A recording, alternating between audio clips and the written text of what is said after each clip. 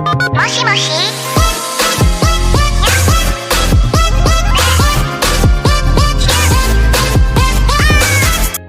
Good day everyone, this is Mary Rose Bilinya, your speaker for today's vlog.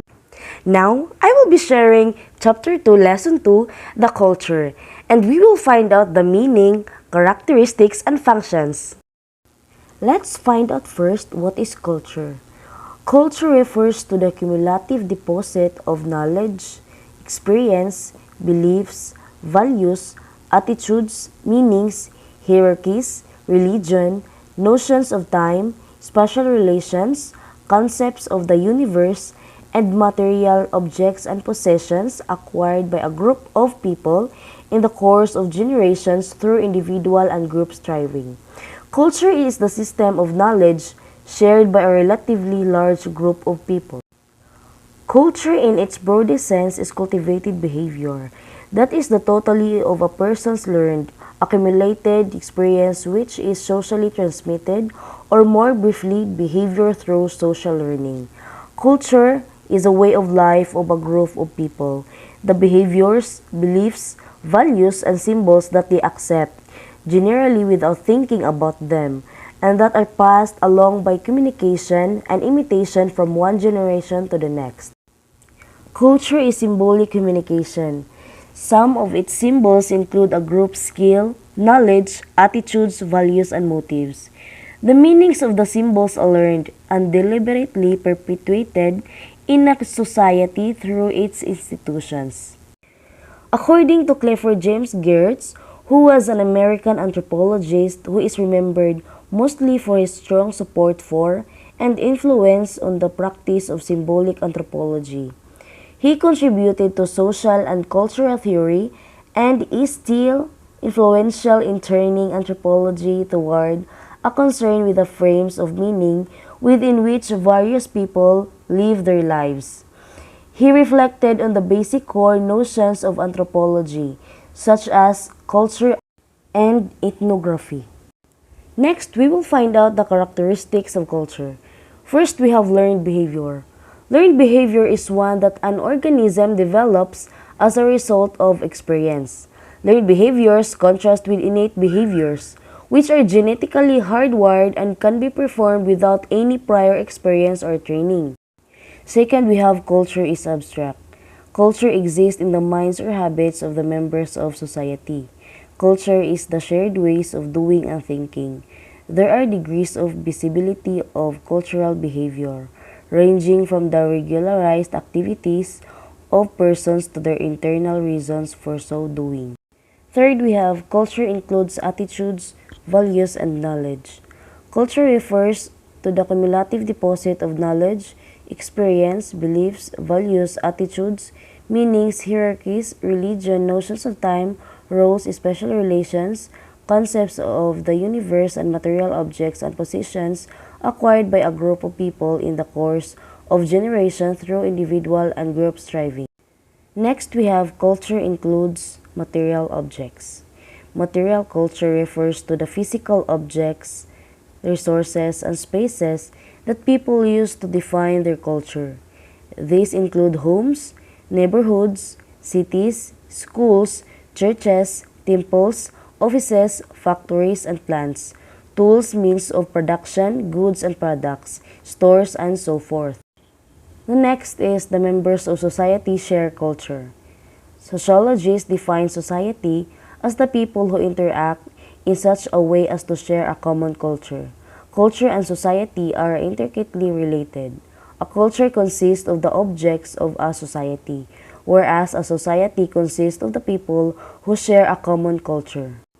Next is, the culture is superorganic.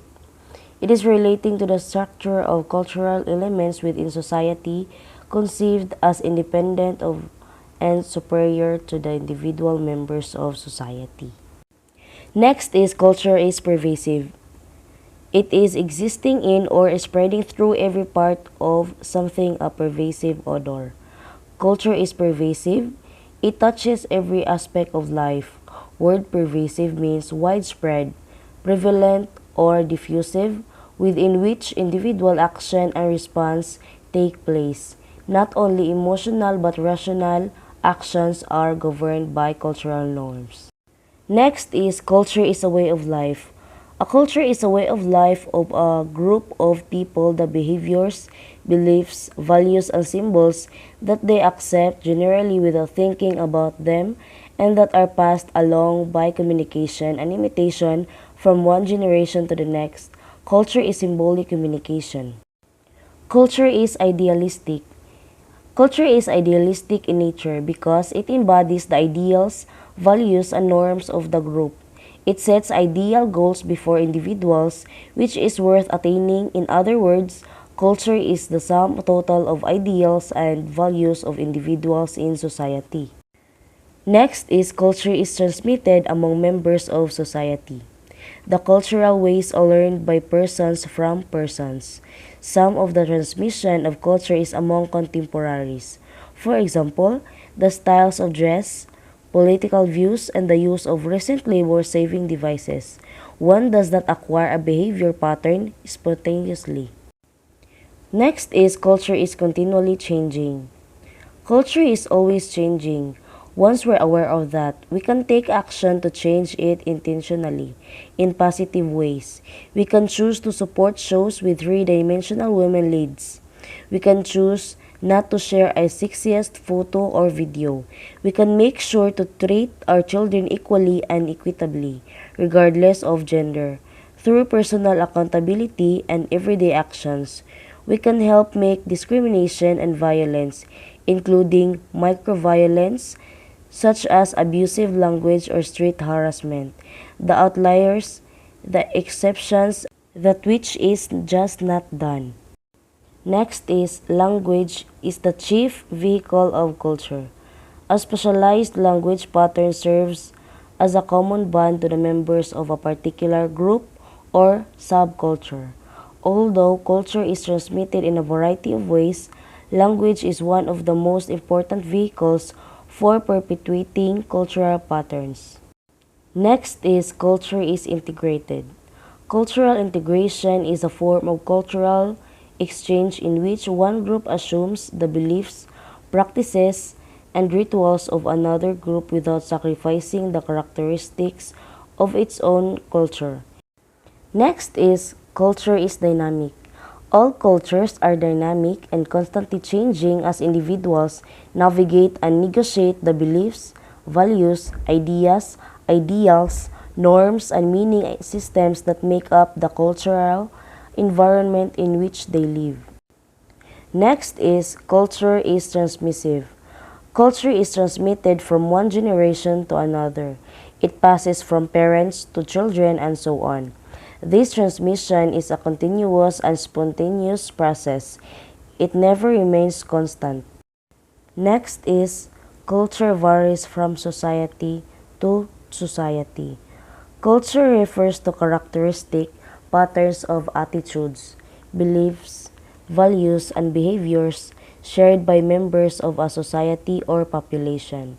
Cultural differences will affect the receptivity of an individual to individual education and willingness to accept information and incorporate it into his or her lifestyles. And the last characteristics of culture is gratifying.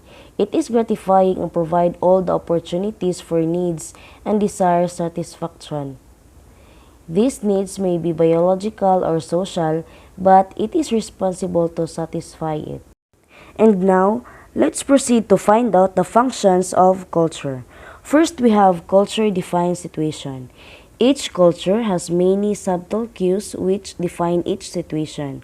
Attitudes, values, and goals are defined by the culture, while the individual normally learns them as unconsciously as he learns the language. Attitudes are tendencies to feel and act in certain ways. Next, we have culture defines attitudes, values, and goals. Each person learns in his culture what is good, true, and beautiful. Attitudes, values, and goals are defined by the culture, while the individual normally learns them as unconsciously as he learns the language. Attitude are tendencies to feel and act in certain ways. Third, we have culture defines myths, legends, and the supernatural. Whether they are true is sociologically unimportant. Ghosts are real to people who believe in them and who act upon this belief. Myths and legends are powerful forces in a group's behavior. And the last function of culture is culture provides behavior patterns. Culture helps in understanding and predicting the human behavior, and also it provides channels of interaction for individuals within the group. It defines the pattern of behavior for individuals so that he acts according to the behavior pattern prescribed and defined by culture. Culture refers to the symbols, language, beliefs, values, and artifacts that are part of any society. Because culture influences people's beliefs and behaviors, culture is a key concept to the sociological perspective. Culture is what differentiates one group or society from the next. Different societies have different cultures. However, it is important not to confuse the idea of culture with society. A culture represents the beliefs and practices of a group, while society represents the people who share those beliefs and practices. Culture is the lifeblood of a vibrant society, expressed in the many ways we tell our stories, celebrate, remember the past, entertain ourselves, and imagine the future. Our creative expression helps define who we are and help us to see the world through the eyes of others. Culture consists of the beliefs, behaviors, objects, and other characteristics common to the members of a particular group or society. Thus, culture includes many societal aspects: language, customs, values, norms, mores, rules, tools, technologies, products, organizations, and institutions.